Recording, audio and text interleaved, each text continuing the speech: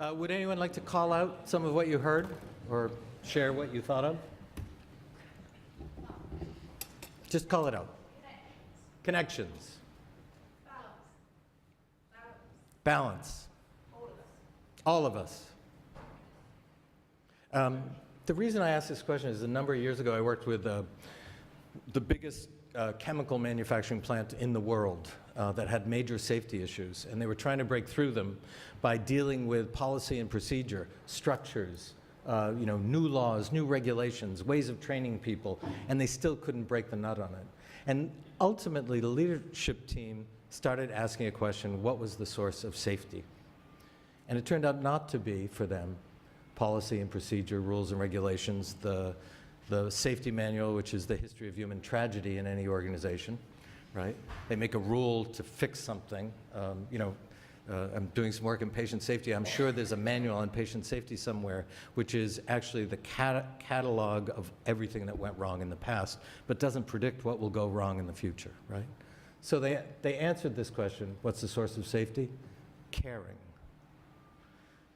A male-dominated engineering culture in the foothills of West Virginia in the United States, and that's what they came up with.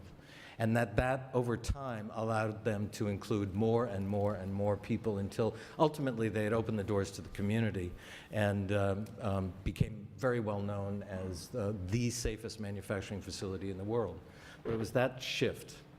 And I asked that question because one of the things that really attracted me here today when Anne-Marie called was the name. 1,000 Conversations for a Healthy City. It suggests actually underneath that is an idea that actually conversation, the simple act of humans sitting in circles, having a conversation, can bring about change. And I actually believe that and have a fair amount of experience doing it that way, though it gets more complex. So however you answer this question about what's the source of health or what's the source of a healthy community, that's going to drive your actions in this. And it's going to have something to do with how you design, how you think about where this process goes. So, put this down. It's not working. I'm putting this, you've seen this phrase before, culture eats strategy. It tends to ring true with people. Why does it ring true with people? Well, all the marvelous things that the speakers before talked about are only taken up by a social system. And a social system has an identity, or in most cases, very fragmented identities. And everything that comes into it is interpreted through that identity, right? So I make sense out of the world based on who it is I think I am. What really matters to me, what's critical to me. So culture comes in, so the culture will take up anything that's given to it and turn it into itself. And that's one of the core reasons that change is so difficult to do in a predictable way. And many of us sitting in this room are highly involved in doing things like setting up new structures, new policies, new procedures. But all of those things are, again, taken up by a system and turned into something else. It eats all these things, but I just wanted to show you one cultural response to health. Can you see this up there? Anyone know what this is? This is the map of what has come to be known, is the Affordable Care Act in the United States, come to be known as Obamacare. This is the map about how it works. So, what is that map about? Anyone? Huh? Who's in the center here? Who drew this map? It's about the identity of that core center here. And it's also about a series of policies, procedures, ways of navigating a particular system, which may or may not contribute to health, certainly contributes to lowering the acceleration of the cost of health care, which is one of the goals of Obamacare, right? So so far it seems to be doing that. There's no indication yet that it's actually about healthiness, right? By the way, anyone see patients on this chart? It's way over, see it down there? That's smaller. Anyway, the patient is way down in the lower, as you're looking at it, lower right corner. It's smaller, patients are smaller than the Internal Revenue Service, the tax authority. So I think that part of this, the idea of conversations being able to change how we are together, what we do together, the kinds of outcomes we get, that what we're really trying to do is to create the capacity for people to do for themselves most of what's been done to them, right? And I want to give you an example that's really far afield, I guess. I have worked for, it is a conversation-driven organization, and I have worked with and become friends with an organization in Venezuela called Seco Si Sola. It is a cooperative, but when I say that word, you think you understand the structure of it. It is not like any cooperative you know. It has no ownership, no leadership, no structures, no hierarchy. It has a lot of things it does, and it runs itself by conversations. So we're doing 1,000 conversations for a healthy city. Seco Si Sola tracks their conversations. They run about 3,000 a year within the confines of the cooperative. They look like that. One of the things that, the history of Seco Si Sola is that it began, let me step back. People do understand that Venezuela is in profound chaos. In fact, the depths of the chaos of Venezuela, we hardly know because this is opinion. We don't tell the full story because they have the largest oil reserves on Earth. We don't want to offend them any more than we have, right? So we don't get the whole thing. But last time I was in Venezuela, it was a kidnapping attempt on my life. Very common thing. The #1 target for murder in the murder capital of the world right now are security guards, because they have jobs and they're defending people like me when they're over there. It's a very, very challenged environment. It's broke. You can't get food in the stores. The state stores are open 3 days a week. They sell, I'm not exaggerating, toothpaste, toilet paper, and diapers. And people line up for those. Most things are happening on the black market. Seco Si Sola, however, would be an organization a place that you would want to live. It began 45 years ago as an urban setting funeral cooperative, because the urban poor didn't have the ability to, didn't have the funds to do proper burials for their people. That's where it began. Today it's 20,000 people. It is the largest agricultural producer in Venezuela. It's the largest retail sector of, and I think I have a picture of one of their many food markets. They feed the central part of Venezuela. They're the prime, and by the way, things are stocked. There is food there. They do well. They now have 6 health centers. They have, last year or 2 years ago, they opened a 20-bed acute care hospital. They have the largest acupuncture school in South America. They've been able to do all of this simply by paying, there's the hospital, close attention to what's coming up in them, right? And being in conversation all the time. And a couple of examples of this. One is they constantly are re-looking at their history, how they became who they are, and who are they right now, right? That's, how did they become who they are? And one of the telling moments in the history was 30 years ago they had taken over is the wrong word, they began providing public transportation in the second largest city in Venezuela, Barquisimeto. They were doing it for free, and then they were doing it for donations. Over time, they built a whole network that was a very effective public transportation system and really helpful for the city, and they became the most trusted, sort of like the NHS in England, they became the most trusted entity in Venezuela. The political government at that time saw them as a threat because they were so trusted and shut them down and threw their leaders in jail, which sparked a nationwide protest, and the leaders were let go. That event actually began to change that system because they started talking about how did we get into a position that we were seen as the enemy, that we were in a confrontational situation. And they arrived at something about that the work that they were doing in the transportation system wasn't what they were about. They were about each other. and how to help each other into lives worth living, that were healthy, productive, socially powerful. And that's what they've done. So that's the Seco Si Sola is an extraordinary place, and they do it by sitting down in conversation all the time and paying attention. In those food fairs, we're showing you here, those are open 3 days a week, and on the fourth day they sit down and talk. And they sit in circles outdoors on miserable chairs for as long as you possibly can imagine, and no one's unhappy about it. They love it. I mean, it's a way of life. And those conversations, as I said, they have no agenda, but people sit down and they talk about what matters to them. And it's about what matters to me as a person, what's going on in my life. People talk about the struggles of their family in the city. They'll talk about what went on in the food fair, and inevitably they'll start talking about, the way that, John, the way that you behaved last week in the food fair, it looked like you were pretending to be our boss. Do you think you're better than we are? And those kinds of conversations constantly go on, make sense of the world. And they also do the technical pieces, right? How do you run this place? How do you account for it?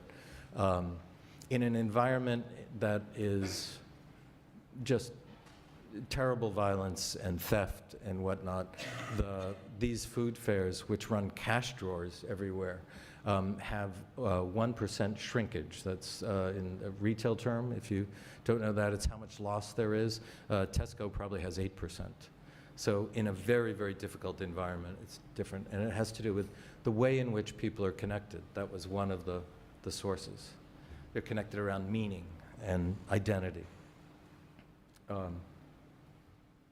So one way of thinking about how to run 1,000 conversations is the way in which we have to design and control them.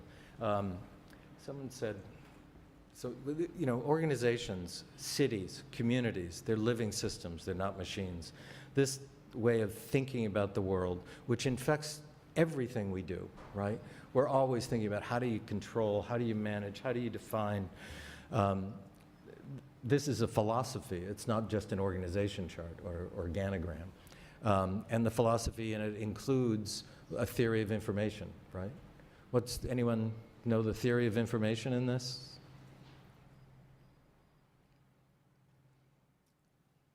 All right, 1,000 conversations will need a little nurturing.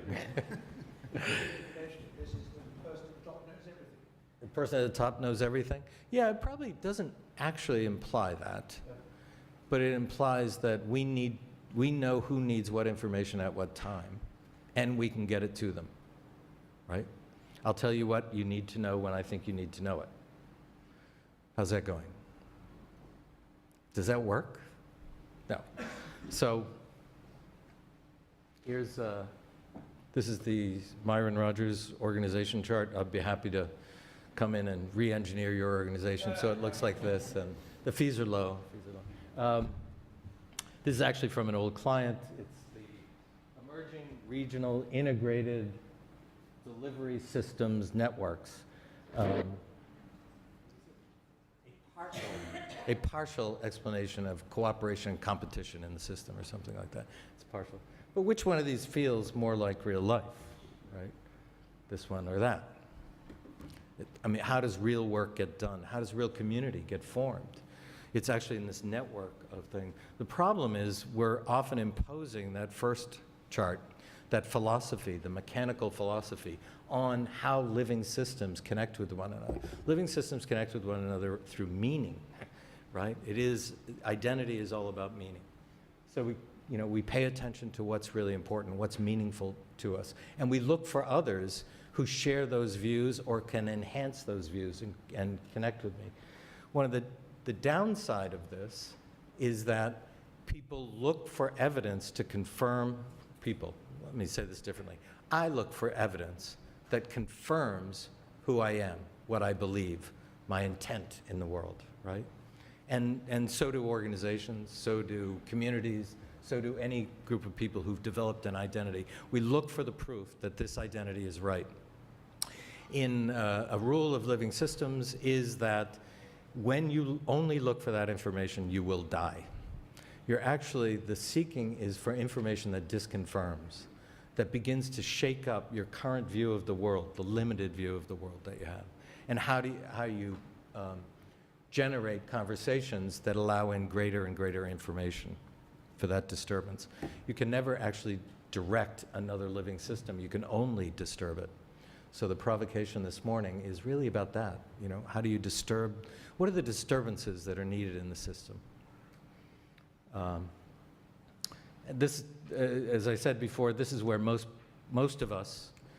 change efforts lie, right? If we want to fix something, as I said, doing some work in patient safety, somewhere someone's cooking up some new set of policies and procedures that will be handed over to people to implement, and that will go along with the 45 other initiatives that are currently underway for anybody who's working in the health system.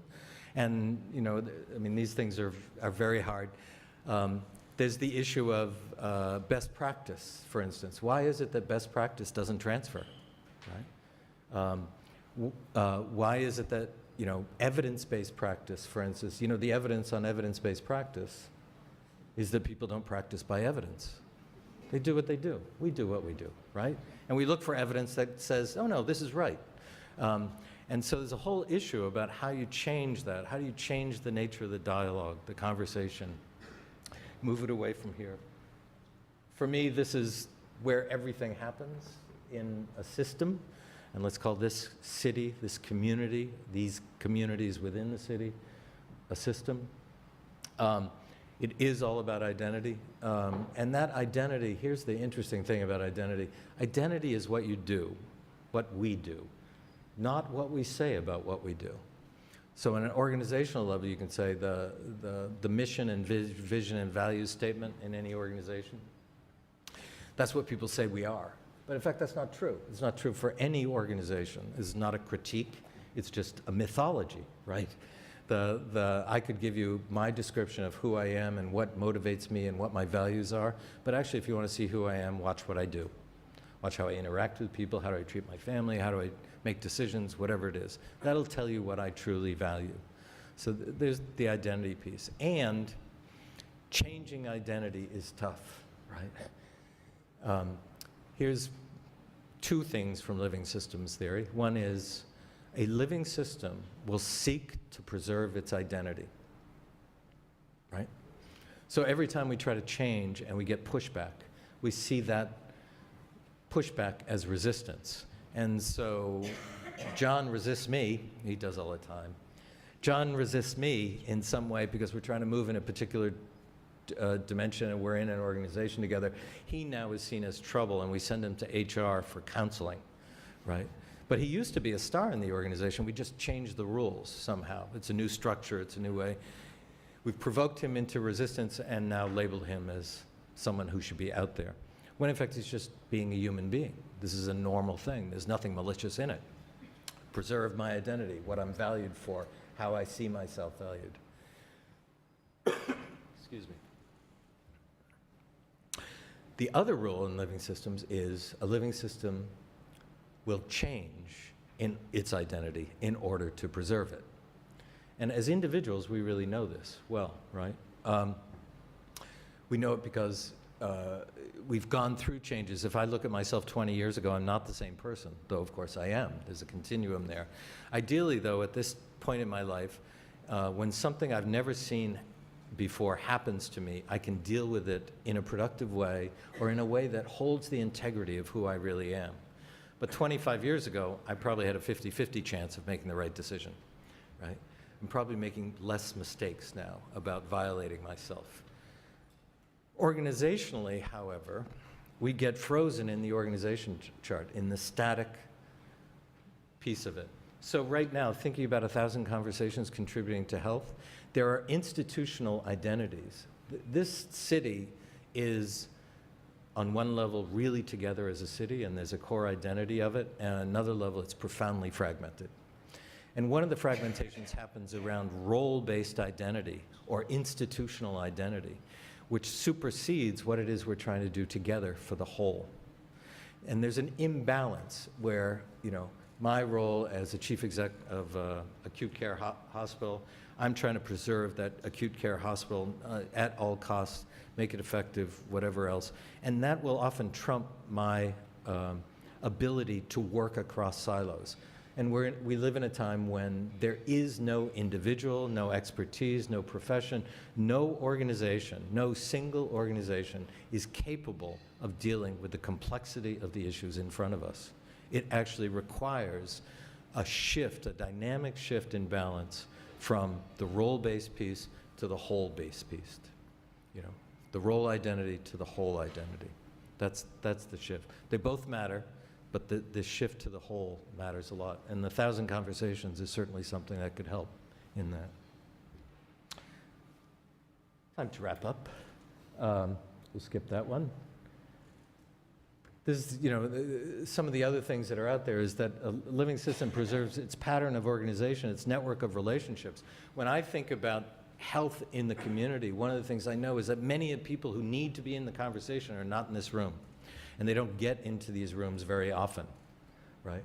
And that the conversation on the street corner in East London, the part that is not yet rebuilt, or as Anne-Marie was saying, that part of East London, those conversations on the street keep people healthy or unhealthy. The meaning, the social, we do know that the social network modulates behavior, keeps it in a container. It has its own identity and its own force. People know the concept of emergence, right? They've heard this a lot, it gets talked a lot, living systems theory. It's really quite profound. It says essentially that whenever any social system develops, there's a connection between people, that above that social system will arise a kind of capacity, a way of dealing with the world and seeing it. Once that arises, it's a function of the system, not of the individuals in it. So you have a very complex issue, and it's very sticky. It's very hard to change. That's why culture persists through time and space, right? Yeah, anyway, good. Next. Here's some of Myron's maxims for change in systems. They're all really simple. People own what they help create, full stop. That is one of the beauties of this concept of 1,000 Conversations, is that it is a creative act, that you get people together around questions that really matter for them and for the larger system, and something good will come out of it. And people will own it themselves. That real change happens in real work. It doesn't actually happen in this room. It's actually what you do on the streets, in your life, in your job, every day with your family. Those who do the work do the change. So one of the dangers in talking about healthy city stuff is that there would be a select, if you will, or maybe even elite group of us who would figure out how to get there and impose that on the system as a whole. There's a bigger challenge about how you engage the intelligence that's everywhere in this community and how you bring it as a peer equally into the relationship, beyond roles, just as people. The other one is start anywhere but follow it everywhere. There's enormous controversy about where do you start a process like this. It has to, you know, some people say at the top, some people say at the bottom, some people say, you know, in Asia. I don't know, or in the pharmaceutical company, or it's in big data, or whatever else it is. It actually doesn't matter critically. You need something that's significant, right? But it doesn't have to be enormous. And you start down the path knowing that stuff is going to show up that's going to direct you to the next piece of change that you have to do. It's going to say, pay attention over here. You're going to provoke some identity issue that's going to look like resistance. And the question is really, what's the identity that this is surfacing, and how do you actually enter into that in order to change it? And the other thing I would say is start anywhere, and you have the responsibility to follow it everywhere. Because if you ignore stuff that comes up in the process, it will come back to haunt you in some way. And then the core thing, you know, 1,000 conversations I can actually see unleashing on the streets, you know, each one of us going out and starting conversations. That's great. And there needs to be some way to connect the system to more of itself. So as those conversations are moving around the system, how do you connect them back together? So I think that's it. Thank you.